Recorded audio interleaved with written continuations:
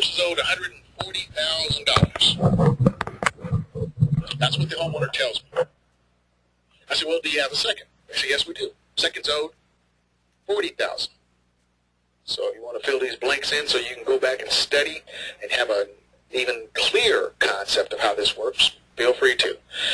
The property value. How much is your house worth, Mr. and Mrs. Jones? Well, it's worth $230,000.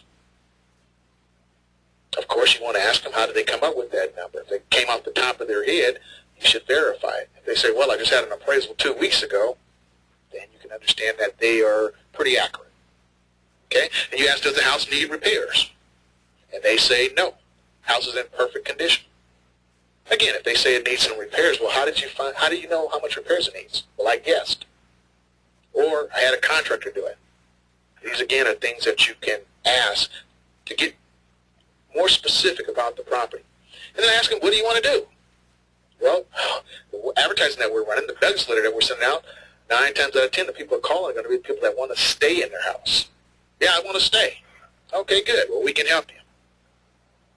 Next thing you want to do is say, well, now I need to call my financial partner. Or we continue with this flowchart to the next page. So, are there any questions so far? And that was the first stage. When I first met you guys, for such a long time, I did not go past this page because I know, I've talked to some of you. You said, Terry, I got a call today. Man, I forgot those 4 questions. It's only normal because you guys are not in that mindset totally right now. Some of you are not. So those 4 questions and that 5th one was just the basics. I didn't want you to say anything else. I didn't want you to say, well, I think we can help you stay in your house and we'll make your payments for you and we'll give you a loan. Well, how do you know we're going to give a loan yet? So that's why I didn't teach you any further. So I think you guys have got this first phase down, and now we're ready to move on because I think you guys see the concept that I'm teaching more clear. One thing I want to encourage you guys to do is not to mix this with somebody else's stuff. The main reason why I believe this system works is because we're keeping the homeowner in the house. We are trying to keep the homeowner in the house. This is our first priority. Now, not a lot of other foreclosure programs, that's not their priority. So if you're studying somebody else's material, don't try to mix them, else you're only going to get your person confused and kill your deals. Do one or the other. Or, if you feel like mixing them, go right ahead, but do it at your own, do it at your own discretion. Well, Terry, that was a good evaluation of it because being that I've bought a few different programs and I've been going through them, but yours was the most simplest to understand and implement at the present time. And I spent quite a few dollars on a few programs. So as I'm looking at yours, what I did with everything else I had, I just put it to the side. I just kind of like pushed all that everything else to the side and just concentrate on what I'm getting from you right now. Well, see, the thing of it is, it's really, you're no different than anybody else, I think, on the phone, Troy. A lot of these guys, including myself, have bought so many programs and so much stuff, you don't know what is what. Right. And the key part that I believe is that everybody is missing is that person that developed the course. You need to call them and say, okay, now how do I get from A to B? Else you're left to do it on your own. Yeah, and there's so many pieces missing. Not that the owner did it on purpose. They try to give you as much as you can, but every day the real world changes. So you can't put it all in the book today because it changes. So if you got questions, you need help, you always call that financial partner, and that way I can get you to the next step. So that's the thing I think is missing. So again, Carlton Sheets, all those programs work. They all work to a certain extent, but you got to know how to put the right piece in the right place. So that's the first phase. Let's move on to the second phase. If there's any other questions, feel free, you guys.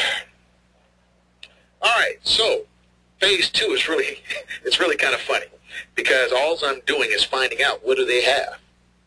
I know they're in foreclosure, but look, Mr. and Ms. Homeowner, I need to find out what you have, first of all, before I start coming to some solutions.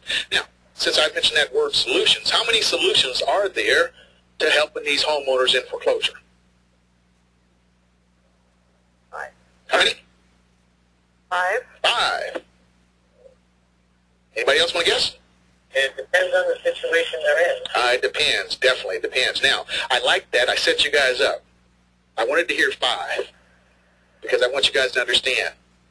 Douglas started this whole 5 solution stuff, and he put it in his letter. But see, the 5 solutions are not for people in foreclosure. Where do you use the 5 solutions, man? You ask me, Terry? Anybody. See, I'm getting you guys clear on what we're doing. The 5 solutions are for people that you buy their note. It's for the non-performing paper. Oh, wow. Heavy, Terry, heavy.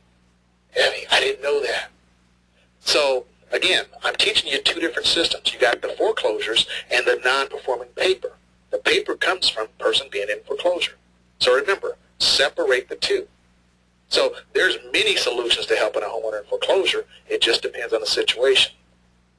All right, let's move on. So again, I got to find out what the owner has. So first thing I'm going to do is ask, hey, do you have the money to make up the back payments?